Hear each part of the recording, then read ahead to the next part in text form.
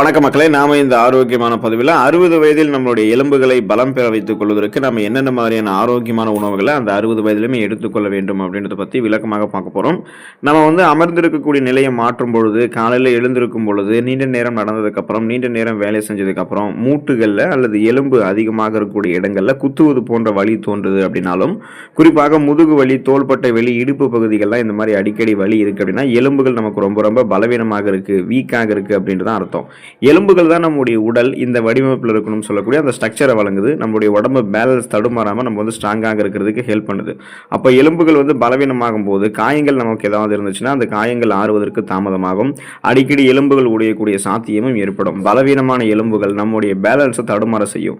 எலும்புகளை உறுதியாக வைத்துக் கொள்வதற்கு என்னென்ன மாதிரியான ஆரோக்கியமான உணவுகளை எடுத்துக்கொள்ளணும் அப்படின்றத விளக்கமாக பார்ப்போம். அதை பற்றி பார்க்கறதுக்கு முன்னாடி இந்த வீடியோவுக்கு மட்டும் ஒரு லைக்கை கொடுத்துட்டு இந்த தகவலை உங்களுக்கு தெரிஞ்சவங்களுக்கும் ஷேர் பண்ணிடுங்க. ஏன்னா இது அவங்களுக்கும் பயனுள்ளதாக இருக்கக்கூடிய ஒரு ஆரோக்கியமான பதிவு தான்.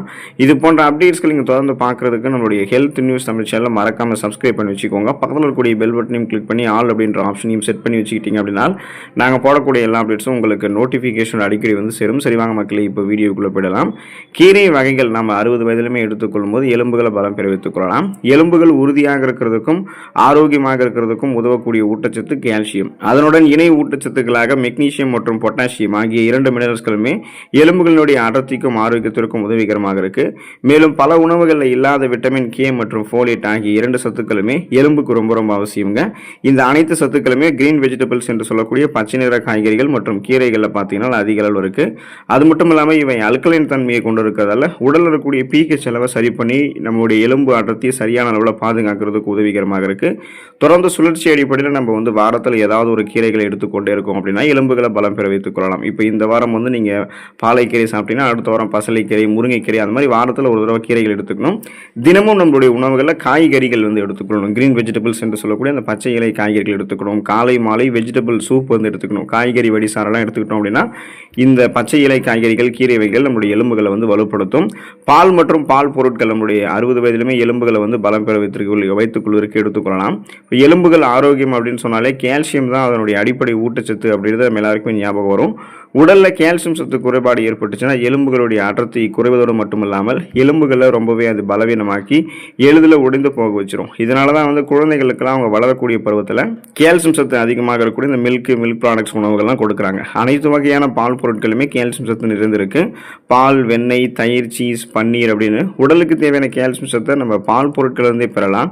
பால் பொருட்கள் அலர்ஜி அப்படின்னு சொல்கிறவங்களா தாவரங்களிலிருந்து பெறக்கூடிய பால் வகையின் மூலமாக, அதாவது நம்ம எடுத்துக்காட்டு பார்த்தீங்கன்னா பாதாம் பால், இதெல்லாம் நீங்கள் எடுத்துக்கிட்டிங்கன்னா உங்களுடைய உடலுக்கு தேவையான அந்த கால்சியம் சத்தை உங்களால் பெற முடியும். ஸோ மில்க் ப்ராடக்ட்ஸ்லாம் எடுத்துக்கிட்டிங்கன்னா எலும்புகளை பலம் பெற வைத்துக் கொள்ளலாம். 60 வயதிற்கு மேற்பட்டக்கூடிய நபர்கள் கடல் உணவுகள் எடுத்துக்கொள்ளும் போது எலும்புகளை பலம் பெற வைத்துக் கொள்ளலாம். கடல் உணவுகள் மற்றும் மீன் அது எடுத்துக்கலாம். சீ ஃபுட்டு, ஃபிஷ் எல்லாம் ரொம்ப ரொம்ப இம்பார்ட்டன்ட் தான். கடல் உணவுகளில் பொதுவாக அதிக மினரல்ஸ்கள் இருக்குங்க. எலும்புகள் உறுதியாவதற்கு தேவையான விட்டமின் டி சத்து கடல் உணவுகள் அதிகமாக இருக்கு. உங்களுடைய உடல் கால்சியம் சத்தை உறிஞ்சுவதற்கு விட்டமின் டி சத்து தான் வேணும். பலவிதமான கடல் உணவுகள் மற்றும் மீன்களில் விட்டமின் டி சத்தோட கால்சியம், ஒமேகா 3 கொழுப்பு அமிலங்கள்லாம் நிறைந்திருக்கு. இவை எலும்புடைய அடர்த்தியை அதிகரித்து வயதாகக்கூடிய காலத்தில் ஆஸ்டியோபோரோசிஸ், எலும்பு மெலிவு நோய், மூட்டு வெளி, எலும்புருக்கி, முடக்குவாதம், எலும்பு மஜ்ஜைகள் ஏற்படக்கூடிய பிரச்சனை, மூட்டு அழற்சி போன்ற எந்த விதமான எலும்பு தொடர்பான பிரச்சனைகளாக இருந்தாலும் அதை வராமல் முன்னாடி தடுக்கிறதுக்கும் குணப்படுத்துகிறதுக்குமே இந்த சீ ஃபுட்டு, ஃபிஷ் ரொம்ப ரொம்ப இம்பார்ட்டன்ட்டு. இப்போ சைவ உணவு சாப்பிட்றீங்க அப்படின்னா உங்களுக்கு விட்டமின் டி சத்தை நீங்கள் பெறுவதற்கு இயற்கையாகவே விட்டமின் டி சத்து சூரிய ஒளியின் மூலமாக உங்களால் பெற முடியும். மார்னிங் சின்னதாக ஒரு வாக்கிங் போயிட்டு வந்தீங்க அப்படின்னாலே உங்களுடைய தோள்கள் மூலமாக அந்த விட்டமின் டி சத்து கிடைக்கப்பெற்று எலும்புகள் பலம் பெறும்.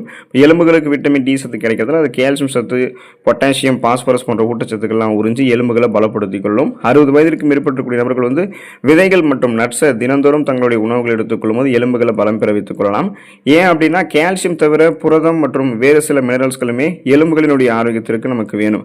Magnesium, zinc, vitamin E, folate ஆகிய அனைத்து மினரல்ஸ்களுமே பாதாம் பருப்பு, முந்திரி பருப்பு, பிஸ்தா பருப்பு, இந்த மாதிரி நிறைய பருப்பு வகைகள்லையும், சூரியகாந்தி விதைகள், ஆலி விதைகள், பூசணி விதைகள், இந்த மாதிரி விதைகள்லையுமே அதிகமாக இருக்குது.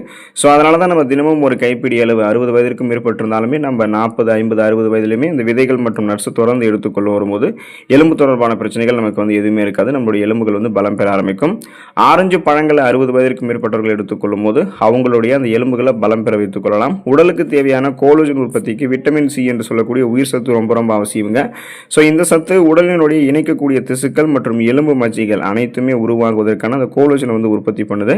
எனவே ஆரஞ்சு பழம் சாப்பிடுவது கோலஜன் உற்பத்தி செய்கிறதுக்கு உதவிகரமாக இருக்கும். அது எலும்பு மஜ்ஜைகளை வந்து பார்த்தீங்கன்னா கரெக்டாக வந்து உருவாக்கும்.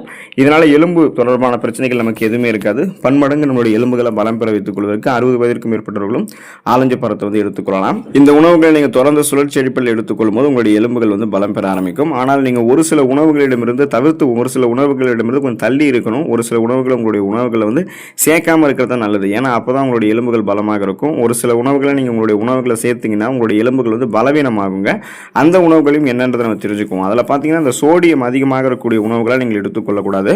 நம்ம எந்த அளவுக்கு வந்து பார்த்தோம்னா சோடியம் நிறைந்து இருக்கக்கூடிய உணவுகளை சாப்பிட்றோமோ அந்த அளவு நம்மளுடைய உடலில் இருந்து கால்சியம் வந்து சிறுநீரகத்தினுடைய வழியாக இழக்கப்பட்டுடும். அப்போ அந்த கால்சியம் சத்து நமக்கு வெளியேறிடும். அப்போது எலும்புகளினுடைய வலிமைக்கு கால்சியம் வந்து ரொம்ப ரொம்ப இம்பார்ட்டன்ட்டு, அடிப்படை ஊட்டச்சத்தும் கூட. எனவே எலும்புகள் வந்து என்ன ஆகும், இப்போ நமக்கு அந்த கால்சியம் சத்து இல்லாதால பலவீனமாக வேண்டும். அப்போ பலவீனமாகிடும். அப்போ சோடியம் நிறைந்திருக்கக்கூடிய உணவுகளை நீங்கள் உட்கொள்வதை குறைத்துக் கொள்ளுங்க. சோடியம் நிறைந்திருக்கக்கூடிய உணவுகளை வந்து குறைத்துக்கிட்டீங்க அப்படின்னா உங்களுக்கு உடலில் கால்சியம் சத்து தக்க வைக்கப்படும், எலும்புகள் பலமாகவே இருக்கும். இல்லைனா எலும்புகள் வந்து பலவீனம் அடைஞ்சிடும். கெஃபைன் அதிகமாக இருக்கக்கூடிய உணவுகள்லாம் நீங்கள் வந்து எடுத்துக்கொள்ளக்கூடாதுங்க. இப்போ பார்த்தீங்க அப்படின்னா அதிகப்படியான கெஃபைன் உட்கொள்வது உங்களுக்கு வந்து பார்த்தீங்கன்னா இந்த எலும்பு தொடர்பான பிரச்சனைகளை வந்து ஏற்படுத்தும் அப்படின்றது வந்து குறிப்பிட்டிருக்காங்க. அப்போ காஃபி வந்து நீங்கள் எடுத்துக்கிறீங்கன்னு வச்சிங்களேன், தினமும் நீங்கள் 1 கப் அல்லது 2 கப் காஃபி உங்களுக்கு போதுமானது. ஏன்னா காஃபியில் வந்து நம்ம 20% வந்து சிக்கரி வந்து ஆட் பண்ணுறோம். ஸோ அப்போ கெஃபைனுடைய அளவு வந்து காஃபியில் அதிகமாகிட்டே போகும். கெஃபைனுடைய அளவு வந்து அதிகமாகிறதுக்கு இன்னொரு ரீசன் என்னென்னா நீங்கள் தொடர்ந்து ஒரு நாளைக்கு 4-5 தடவை காஃபி குடிச்சிட்டே இருக்கிறதா. ஸோ இது மாதிரிலாம் இருக்காதீங்க. காஃபி வந்து உங்களுடைய எலும்பை உருக்குலைக்கு செய்வதில் மிக முக்கிய இடம் கொண்டு இருக்குது. அதனால் நீங்கள் காஃபியெல்லாம் அளவாக குடிங்க. அந்த கெஃபைன் நிறைந்திருக்கக்கூடிய உணவுகள் அதிகமாக நீங்கள் சாப்பிடாம அளவாக நீங்கள் எடுத்துக்கிட்டிங்கன்னா அது எலும்புக்கு வந்து எந்த விதமான பாதிப்பையும் ஏற்படுத்தாது, நீங்கள் தெரிஞ்சுக்கோங்க. அடுத்த பார்த்தீங்கன்னா சுகர் இருக்கக்கூடிய அந்த உணவுகள், அதிகம் சர்க்கரை நிறைந்திருக்கக்கூடிய உணவுகளை நீங்கள் எடுத்துக்கொள்ளக்கூடாது. சர்க்கரை அதிகமாக நிறைந்திருக்கக்கூடிய உணவுகளை நீங்கள் எடுத்துக்கொள்ளும் போது உடலால் போதுமான ஊட்டச்சத்துக்களை உறிஞ்ச முடியாமல் போயிடும். இப்படி உடலுக்கு வேண்டிய சத்துக்களை உறிஞ்சுவதில் நிறைய ப்ராப்ளம் ஏற்படும் போது எலும்புகளுக்கு வேண்டிய போதுமான சத்துக்கள் வந்து கிடைக்காம போயிடும். இதனால எலும்புகள் கொஞ்சம் கொஞ்சமாக பலவீனமாக ஆரம்பிக்கும். உங்களுக்கு முதல்ல தெரியாது, நீங்கள் சர்க்கரை நிறைந்திருக்கக்கூடிய உணவுகள் எடுத்துக்கொள்ளும் போது ரொம்ப நல்லா இருக்கு, டேஸ்டாக இருக்குன்றதுக்காக எடுத்துக்கங்க. அது மறைமுகமாக போதுமான அளவுக்கு உடலுக்கு வேண்டிய ஊட்டச்சத்துக்களை கிடைக்காம பண்ணும். எலும்புகளுக்கு வேண்டிய ஊட்டச்சத்துக்களை கிடைக்காம பண்ணுறதால எலும்பு மெலிவு நோயெல்லாம் ஈஸியாக நம்மளை வந்து அஃபெக்ட் பண்ணிடும். அதனால் அந்த விஷயத்துலையும் நம்ம கவனமாக இருக்கணும். கார்பனேட்டப்பட்ட சோடா பானங்கள், அந்த மாதிரி நிறைய கூல்ட்ரிங்க்ஸ் எல்லாம் நீங்கள் எடுத்துக்கொள்ளக்கூடாது. அதுவுமே உங்களுடைய எலும்பை வந்து பாதிக்கும். பார்த்தீங்கன்னா எல்லா விதமான அந்த கார்பனேட்டப்பட்ட பானங்களும் நிறைய வந்து பார்த்தீங்கன்னா பெயரில் விற்கப்படுது. அதை வந்து நிறைய பேர் அடிக்கடி வாங்கியும் குடிக்கிறாங்க. ஆனால் இந்த சோடா பானங்கள் வந்து பார்த்தீங்கன்னா அளவுக்கு அதிகமாக குடித்தோம்னா அது எலும்புகளை வந்து விரைவில் பலமடைய செஞ்சு எளிதில் எலும்பு முறிவு மற்றும் எலும்பு தொடர்பான பிரச்சனைகளுக்கு வழிவகுக்கும். இது எதுவுமே நமக்கு 1% கூட நன்மைகளை கொடுக்காது. வெறும் சுவைக்காக நீங்கள் இந்த கார்பனேற்றப்பட்ட பானங்களை எடுத்துக்கொள்ளும் போது இது உடல் உள்ளுறுப்புகளுக்கும் தீமைகளை விளைவிக்கும். ஊட்டச்சத்துக்களை போதுமான அளவுக்கு எடுத்துக்கொள்ளாது. கார்பனேற்றப்பட்ட குளிர்பானங்கள் எப்போதுமே உங்களுடைய எலும்புகளை வந்து பாதிக்கும்ன்றதை கவனத்தில் வச்சுக்கோங்க. அதையும் நீங்கள் வந்து எடுத்துக்காமல் இருக்கிறது நல்லது. ஆல்கஹால் நீங்கள் எடுத்துக்கொள்ளக்கூடாத ஒன்று இந்த ஆல்கஹால். இதை எடுத்துக்கிட்டீங்கன்னா ரொம்ப சீக்கிரமாகவே உங்களுக்கு வந்து எலும்பு தொடர்பான பிரச்சனைகள் ஏற்படும். ஆல்கஹால் வந்து உடல் ஆரோக்கியத்திற்கு கேடு விளைவிக்கும் அப்படின்றத நம்ம எல்லாம் தெரிஞ்சிருப்போம். இதை மறைமுகமாக நீங்கள் குடிச்சிங்க, மறைமுகமாக எடுத்துட்டீங்கன்னா அந்த எலும்பு தொடர்பான பிரச்சனைகளுமே உங்களுக்கு வந்து ஏற்படும். ஆல்கஹாலை தொடர்ந்து நீங்கள் எடுத்துக்கிட்டே இருக்கும்போது உங்களுடைய உடல் ஆரோக்கியம் பாதிக்கப்படும் போது எலும்புகளினுடைய அடர்த்தியும் குறையும், எலும்புகளும் வந்து பலவீனமாயிடும். அதனால் ஆல்கஹாலை நீங்கள் எடுத்துக்கொள்ளாமல் இருக்கிறது நல்லது. பருப்பு வகைகள் கொஞ்சம் நீங்கள் கம்மியாக எடுத்துக்கிறது நல்லது. அளவுக்கு அதிகமாக எடுத்துக்கிறதெல்லாம் பார்த்தீங்கன்னா எலும்புகளை உங்களுக்கு வெகுவாக பாதிக்கும். பருப்பு வகைகள் நிறைய பேர் வந்து தவிர்த்து வருவதற்கு முக்கிய காரணமே அதில் வந்து கால்சியம் வந்து பருப்பு வந்து உறிஞ்சது, அதாவது கால்சியம் சத்து பருப்பு உறிஞ்சது தடுக்கும். இப்போ பார்த்தீங்கன்னா பருப்பு வகைகளில் வந்து ஃபைட்டேட்ஸ் என்ற பொருள் இருக்குது. இது கால்சியத்தை உறிஞ்சக்கூடிய உடலினுடைய திறனில் நிறைய ப்ராப்ளத்தை ஏற்படுத்தி எலும்புகளுக்கு போதிய அளவுக்கு கால்சியம் கிடைக்காம பண்ணிவிடும், எலும்புகளை பலவீனமாக்கிடும். ஸோ அதனால் இந்த பருப்பு வகைகளை நீங்கள் அளவாக சாப்பிட்றது நல்லது. ஸோ முன்னாடி சொல்லியிருக்கக்கூடிய அந்த ஆரோக்கியமான எலும்புகளை வலுப்படுத்தக்கூடிய உணவுகள் எடுத்துக்கொள்ளுங்கள். எலும்புகளை பலவீனமாக்கக்கூடிய உணவுகள் வந்து கொஞ்சம் தள்ளி இருங்க. எலும்புகளை ஆரோக்கியமாக வைத்துக்கொண்டு 60 வயதிலுமே நலம் பெற ஆரம்பிக்க. அடுத்த ஆரோக்கியமான பதிவில் மறக்காமல் சந்திப்போம். நன்றி மக்களே.